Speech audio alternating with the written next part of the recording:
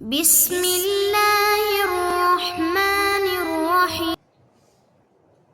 إن الحمد لله نحمده ونستعينه ونستغفره ونعوذ بالله من شرور أنفسنا ومن سيئات أعمالنا. من يهده الله فلا مضل له ومن يضلل فلا هادي له. وأشهد أن لا إله إلا الله وحده لا شريك له. وأشهد أن محمدا عبده ورسوله. أما بعد فإن خير الحديث كتاب الله وخير الهدي هدي محمد صلى الله عليه وسلم.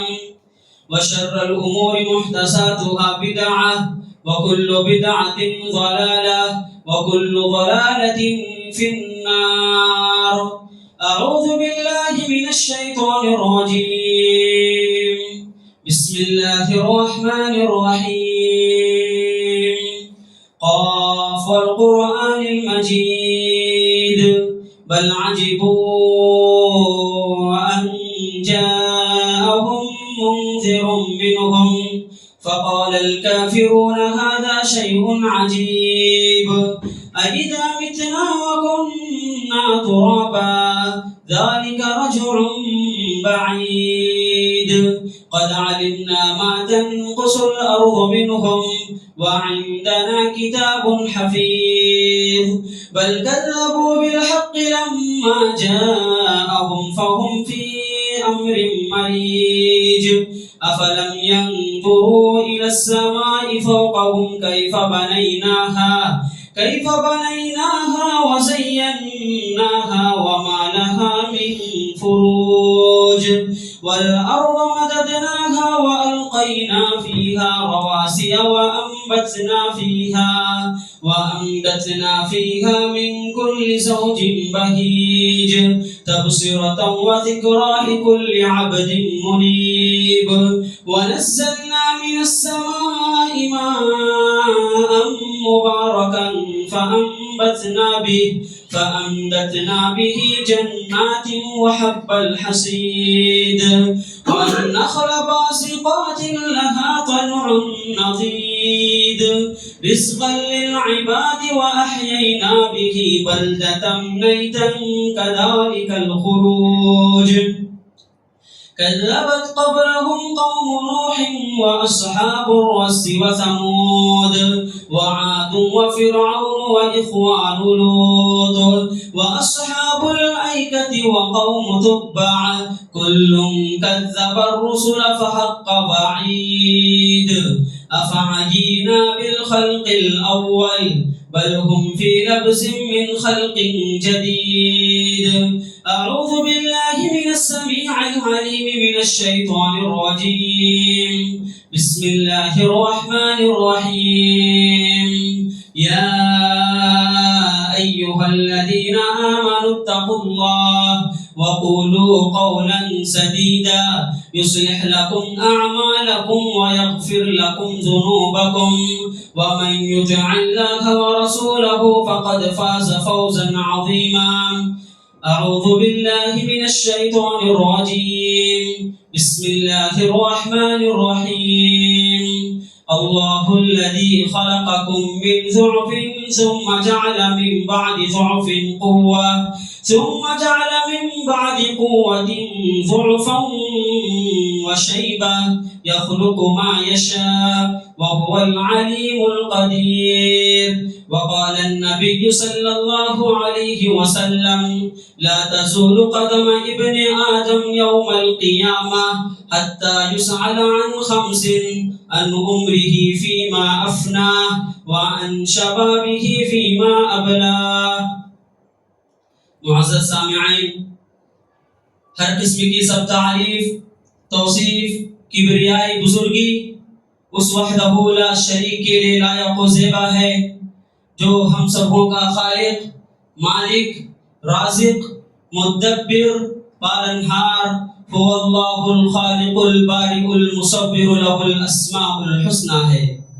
پانی کے ہر قطروں سے بھی زیادہ، درخت کے ہر پتوں سے بھی زیادہ، آسمان کے ہر ستاروں سے بھی زیادہ، درود و سلام ہو ہمارے آخری رسول، رسولوں کے رسول، اماموں کے امام، احمد مجتبی محمد مصطفیٰ تاجدار مدنی سرور کونین صلی اللہ علیہ وسلم پر، جنہیں پوری دنیا کے لیے ہمارے لیے نمونہ و آئیڈیل بنا کر بھیجا گیا۔ معزز سامعین و سامعات، میں نے دعائے مسنونہ کے بعد قرآن مجید کی ایک بڑی ہی مشہور و معروف آیت کی تلاوت کی ہے۔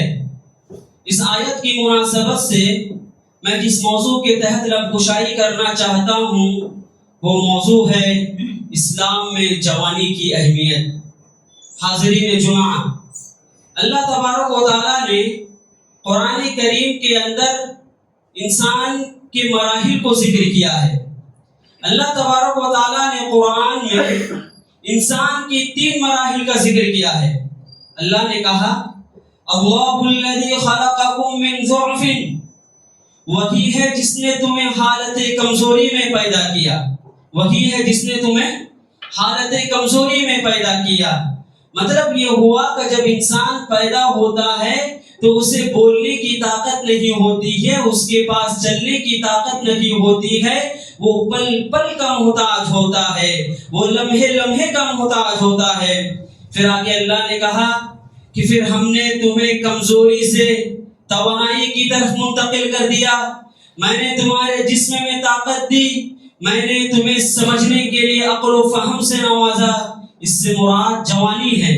پھر آگے اللہ نے کہا ثم جعل من بعد قوة ضعفا وشيبة، کہ اللہ تبارک و تعالی نے اس جوانی سے پھر تمہیں کمزوری کی طرف منتقل کر دیا۔ کمزوری سے مراد شیوخت کا وہ دورہ ہے جس میں ضعف بڑھ جاتا ہے، جس میں بال سفید اور تمام ظاہری و باطنی صفات متغیر ہو جاتی ہے، جس میں ہمت پست، ہاتھ پیروں کی حرکت و گرفت کمزور ہو جاتی ہے۔ اس سے مراد کیا ہے؟ بڑھاپے کی عالم ہے۔ تو دیکھیے اس آیت کے اندر اللہ تبارک و تعالیٰ نے انسانی مراحل کو ذکر کیا کہ میں نے انسان کو پہلے بچے کی شکل میں پیدا کیا، پھر بچے سے انسان کو جوانی کی طرف منتقل کر دیا، پھر اس جوانی سے پھر ہم نے اسے شیوخت کی طرف منتقل کر دیا، کمزوری کی طرف منتقل کر دیا۔ معزز سامعین، اسلام میں جوانی کی بڑی اہمیت ہے۔ اسلام کے اندر جوانی کی بڑی اہمیت ہے۔ نوجوان کسی بھی قوم کے ریڑھ کے ہڈی کے مانند ہوا کرتے ہیں، نوجوان کسی بھی قوم کے قیمتی سرمایہ ہوا کرتے ہیں، نوجوان قوم و ملت کے لیے بڑی حسین اور بڑی انمول نعمت ہے۔ اللہ اکبر۔ صحابہ کرام کی زندگیوں کو دیکھیے، حضرت عبد الرحمن بن عوف رضی اللہ عنہ ہے، حضرت عبد الرحمن بن عوف کی زندگی کو دیکھیے، اسی طریقے سے حضرت مصعب بن عمیر رضی اللہ عنہ کی زندگی کو دیکھیے۔ حضرت مصعب بن عمیر رضی اللہ عنہ مکہ کے بڑے مالدار صحابی رسول تھے، مکہ کے بڑے حسین اور جمیل نوجوان صحابی رسول تھے۔ ان کے بارے میں آتا ہے کہ جب انہوں نے اسلام کو قبول نہیں کیا تھا، اگر جسم پر ایک کپڑا پہن لیتے تو اس کپڑے کی طرف دیکھنا گوارا نہ کرتے تھے۔ جب انہوں نے اسلام قبول نہیں کیا تھا، ان کے لیے یمن سے جوتیاں منگائی جاتی تھی، اگر وہ ایک مرتبہ کسی راستے سے گزرتے تو مکہ کے لوگوں کو معلوم ہو جاتا کس راستے سے حضرت مصعب بن عمیر رضی اللہ عنہ کا گزر ہوا ہے۔ چنانچہ وہ مکہ کے بڑے حسین و جمیل صحابی تھے، وہ مکہ کے بڑے مالدار نوجوان تھے، مگر اللہ تبارک و تعالیٰ نے جب ان کے سینے کو ہدایت کے لیے کھول دیا، جب انہوں نے اسلام کو قبول کیا تو ان کے والد نے انہیں گھر سے نکال دیا، ان کی والدہ نے انہیں جائیداد سے بے دخل کر دیا۔ یہی مصعب بن عمیر رضی اللہ عنہ جو بڑے مہنگے سے مہنگے لباس پہنا کرتے تھے، جو بڑے مہنگے سے مہنگے جوتیاں پہنا کرتے تھے، ایک مرتبہ کا واقعہ ہے، اللہ کے نبی صلی اللہ علیہ وسلم کے سامنے سے گزرے تو پیارے نبی نے مخاطب ہو کر کہا، دیکھو دیکھو یہی وہ صحابی ہے جنہوں نے جب اسلام کو قبول نہیں کیا تھا سب سے مہنگے اور سب سے خوبصورت کپڑے پہنا کرتے تھے، مگر جب انہوں نے اسلام کو قبول کر لیا تو آج انہیں پہننے کے لیے عمدہ لباس نہیں ہے بلکہ ان کے جسم پر پیوند لگے ہوئے کپڑے ہیں۔ اللہ اکبر۔ اندازہ لگائیے کہ صحابی اللہ کے نبی صلی اللہ علیہ وسلم اور اللہ کے لیے، دین کے لیے، اسلام کے لیے انہوں نے اپنا گھر بار چھوڑ دیا، انہوں نے اپنی لگژری لائف کو چھوڑ دیا، انہوں نے اپنی مال و متاع کو چھوڑ دیا، انہوں نے اپنی قیمتی سے قیمتی گاڑیوں کو چھوڑ دیا اور اللہ اور اس کے رسول پر ایمان لے آئے۔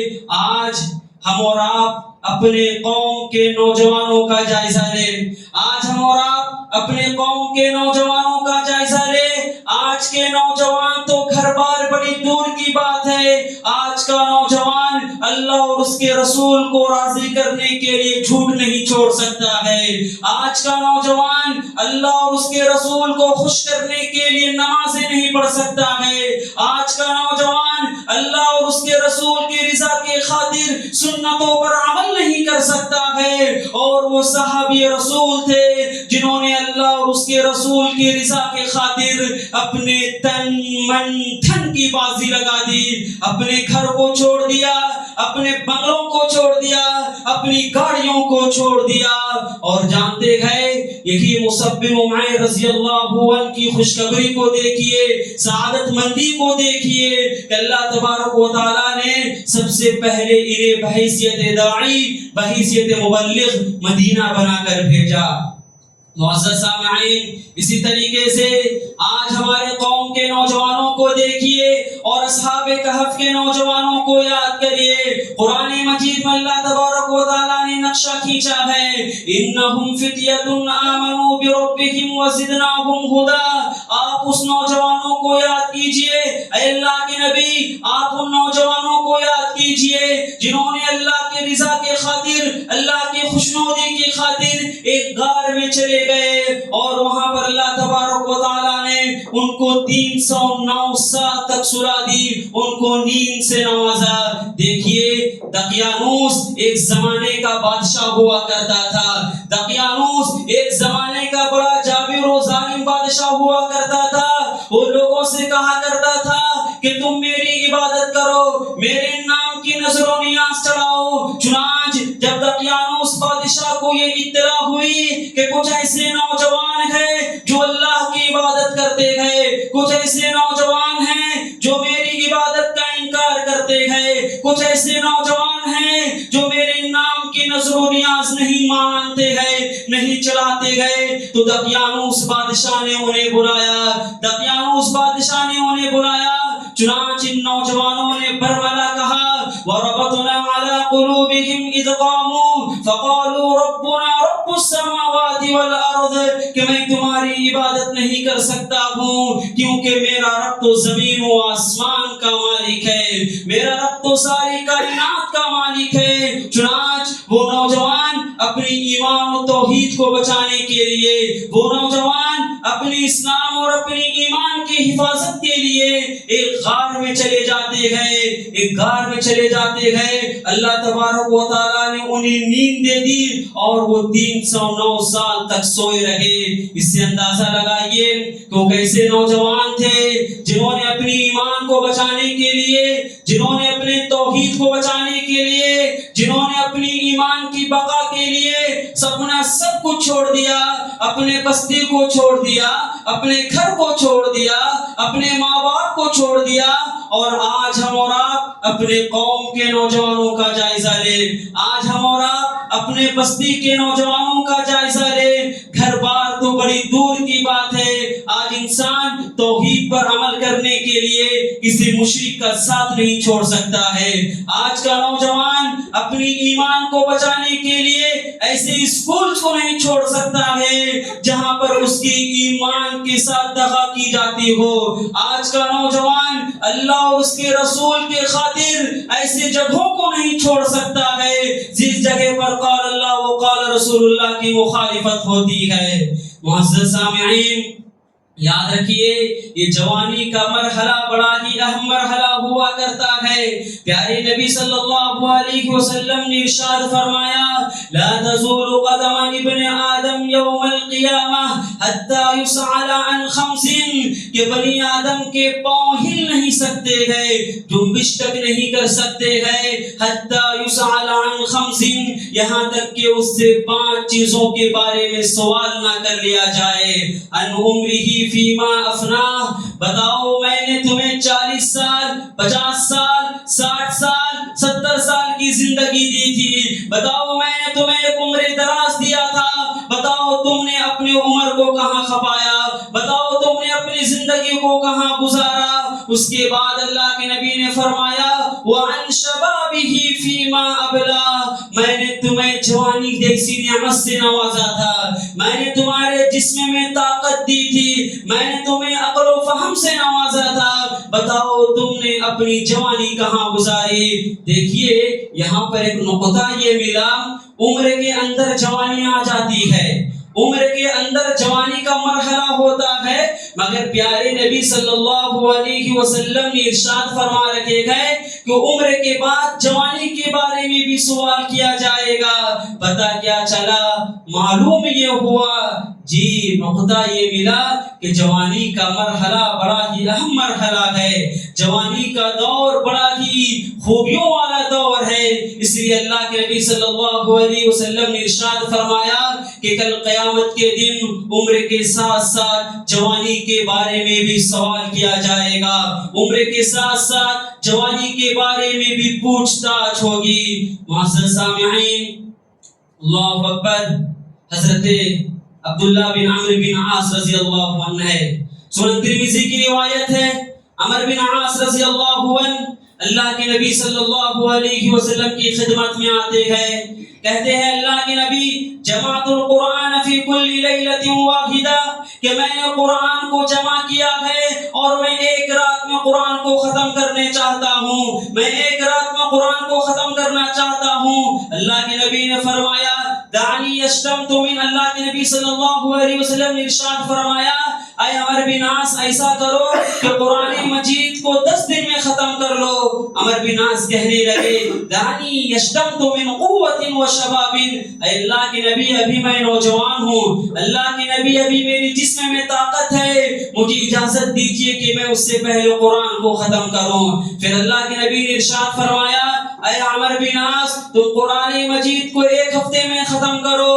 حدیث کے الفاظ ہے عمرو بن عاص کہتے گئے دعنی یشتمت من قوت و شباب, اے اللہ کے نبی آپ اجازت دے دیجئے ابھی میں نوجوان ہوں, میرے جسم میں طاقت ہے, میرے جسم کی ہڈیاں سلامت ہے. پھر آگے اللہ کے نبی نے کہا 3 دن میں قرآن کو ختم کرو. پھر عمرو بن عاص رضی اللہ عنہ کہتے ہیں دعنی یشتمت من قوت و شباب, اے اللہ کے نبی مجھے اجازت دے دیجئے میں نوجوان ہوں, میں قرآن کو زیادہ سے زیادہ پڑھ سکتا ہوں, اللہ کے نبی میں اس سے پہلے قرآن کو ختم کرنا چاہتا ہوں. دیکھیے نوجوانوں کے پاس کیسا جذبہ ہوا کرتا تھا, نوجوانوں کے پاس کس قدر ہمت ہوا کرتی تھی کہ اللہ کے نبی کے پاس آ کر کہتے گئے دعنی یشتمت من قوت و شباب, اے اللہ کے نبی ابھی میں نوجوان ہوں, اے اللہ کے نبی ابھی میرے جسم میں طاقت ہے, اے اللہ کے نبی میں قرآن کو جلد سے جلد ختم کر سکتا ہوں, اللہ کے نبی آپ صرف اور صرف مجھ کو اجازت دے دیجئے. دیکھیے صحابہ کرام کے اندر کس قدر جذبہ ہوا کرتا تھا, صحابہ کرام کے اندر کس قدر جذبہ ہوا کرتا تھا. اور آج ہم اور آپ اپنے بستی کے نوجوانوں کا جائزہ لیں, آج ہم اور آپ اپنے قوم کے نوجوانوں کا جائزہ لیں. ان کے اوقات چوراہوں میں گزرتے گئے, معاف کیجئے گا مجھے کہنے دیجئے, ان کے اوقات پان کے ڈبوں میں گزرتے گئے, ان کے اوقات ہوٹلوں میں گزرتے گئے, ان کے اوقات چوک و چوراہوں میں گزرتے گئے. اور وہ نوجوان تھے جس کی عبادت راتوں میں جن کی راتیں عبادت میں گزرا کرتی تھی, جن کی جوانی نمازوں میں گزرا کرتی تھی, جن کی جوانی تلاوت میں گزرا کرتی تھی، اور آج ہم اور آپ قوم کے ایسے نوجوان ہیں، آج ہمارے معاشرے کے نوجوانوں کی وقت ہوٹلوں میں، چوک چوراہوں میں، پان کے ڈبوں میں اور اسی طریقے سے ایسی جگہوں میں گزرتے گئے جہاں پر اللہ کے نبی صلی اللہ علیہ وسلم نے بیٹھنے سے منع فرمایا تھا۔ معزز سامعین، علامہ اقبال نے کہا تھا، نہیں تیرا نشیمند قصر سلطانی کے گنبد پر، نہیں تیرا نشیمند قصر سلطانی کے گنبد پر، تو شاہی ہے بشیرہ کر پہاڑوں کے چٹانوں پر۔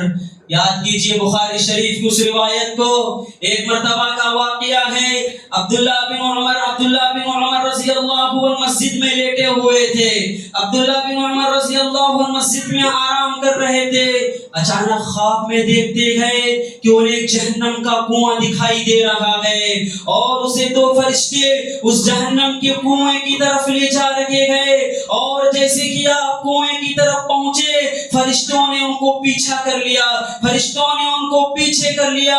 حضرت عبداللہ بن عمر ڈر گئے، حضرت عبداللہ بن عمر پریشان ہو گئے، ان کی آنکھ کھل گئی۔ صبح ہوئی، پیارے نبی صلی اللہ علیہ وسلم کے سامنے اپنے خواب کو رکھا، آپ نے اپنے خواب کو پیارے نبی صلی اللہ علیہ وسلم کی خدمت میں رکھا۔ حضرت محمد مصطفیٰ صلی اللہ علیہ وسلم نے ارشاد فرمایا، نعم عبداللہ کیا ہی بہترین انسان ہے، عبداللہ کیا ہی بہترین انسان ہے، مگر ان کے اندر ایک خرابی ہے، ان کے اندر ایک خرابی ہے، لو کان یصلی من اللیل، کہ وہ رات میں تہجد کی نماز نہیں پڑھتے گئے، وہ رات میں تہجد کی نماز نہیں پڑھتے گئے۔ بخاری کے الفاظ ہے، جیسے کہ عبداللہ بن عمر رضی اللہ عنہ نے سنا کہ پیارے نبی نے میری تعریف کی ہے، پیارے نبی نے میری مدح کی ہے، مگر کہا کہ عبداللہ بن عمر کے اندر ایک خرابی ہے کہ وہ رات میں تہجد کی نماز نہیں پڑھتے گئے۔ حضرت عبداللہ بن عمر کا بیان ہے، فَكَانَ لَا يَنَامُ مِنَ اللَّيْلِ إِلَّا قَلِيلًا، اس کے بعد جب تک میں زندہ رہا، اس کے بعد جب تک میرے جسم کے اندر روحیں چلتی رہی، جب تک جسم کے اندر طاقت رہی، میں نے زندگی بھر رات میں تہجد کی نماز نہیں چھوڑی، میں نے زندگی بھر رات میں تہجد کی نماز نہیں چھوڑی۔ آج ہم اور آپ اپنے نوجوانوں سے پوچھئے، کیا آپ نے فجر کی نماز پڑھی تھی؟ فجر تو بڑی دور کی بات ہے۔ آپ اپنے نوجوانوں سے پوچھئے، کیا آپ نے عشاء کی نماز پڑھی تھی؟ تمہارے شرمندہ کے وہ چپ ہو جائیں گے۔ تو معزز سامعین، ضرورت اس بات کی ہے کہ قوم کے نوجوانوں کو بیدار کیا جائے، قوم کے نوجوانوں کو اسلام اور توحید کی باتیں بتلائی جائے، قوم کے نوجوان کو اللہ اور اس کے رسول اور صحابے کی زندگی کو سنایا جائے۔ علامہ اقبال نے کہا تھا، مٹا دے اپنی ہستی کو اگر کچھ مرتبہ چاہے، مٹا دے اپنی ہستی کو اگر کچھ مرتبہ چاہے، کہ دانا خاک میں مل کر گلے گلزار ہوتا ہے۔ تو قوم کے نوجوانوں کے بیداری کے لیے ہمارے قوم کے جو بزرگ حضرات ہیں، ہمارے قوم کے جو بڑے ہیں، ہمارے قوم کے جو ذمہ دار ہیں، ان پر یہ فرض عائد ہوتی ہے کہ وہ قوم کے نوجوانوں کو مسجدوں سے جوڑے، وہ قوم کے نوجوانوں کو تلاوت سے جوڑے، وہ قوم کے نمازوں کو تہجد سے جوڑے، وہ قوم کے نوجوانوں کو اسلام اور شریعت کی صحیح تعلیمات سے جوڑے۔ ورنہ یاد رکھیے، آج کا یہ جو دور ہے، یہ دور بڑا پرفتن دور ہے، آج کا دور بڑا ہی پرشوق دور ہے۔ ہر نکلنے والا سورج نت نئے فتنوں کے ساتھ ظہور ہو رہا ہے، ہر دن طرح طرح کے مسائل پیدا ہو رہے ہیں، کبھی گوکشی کے نام پر تو کبھی اسلامی تعلیمات پر عمل کرنے کے نام پر طرح طرح کے رجحانات، طرح طرح کی برائیاں ہر دن نکل رہے ہیں۔ اگر آج ہم اور آپ نے اپنے قوم کے نوجوانوں کو صحیح تعلیمات سے روشناس نہ کرایا، اگر آج ہم اور آپ نے قوم کے نوجوانوں کو توحید کی دعوت نہ دی، اگر آج ہم اور آپ نے قوم کے نوجوانوں کو نماز اور مسجدوں سے دور نہیں جوڑا، اگر آج ہم اور آپ نے اپنے قوم کے نوجوانوں کو مسجدوں سے نہیں جوڑا تو دن دور نہیں جب ہماری قوم کے نوجوان بھی ان فتنوں کے چپیٹ میں آ جائیں گے، ان فتنوں کے لپیٹ میں آ جائیں گے۔ آخر میں ہم اللہ تبارک و تعالیٰ سے دعا کرتے گئے کہ پروردگار اعلیٰ تو ہمارے قوم کے نوجوانوں کی صحیح رہنمائی عطا فرما، پروردگار اعلیٰ تو ہمارے قوم کے نوجوانوں کو سیدھے راستے پر چلنے کی توفیق دے، پروردگار اعلیٰ تو ہمارے قوم کے نوجوانوں کے دلوں میں نماز، صدقہ و خیرات، روزوں سے محبت پیدا کر دے، پروردگار اعلیٰ ہم میں سے جو بھی پریشان حال ہے ان کی پریشانی کو دور کر دے، آمین ثم آمین، وآخر دعوانا ان الحمد للہ رب العالمین۔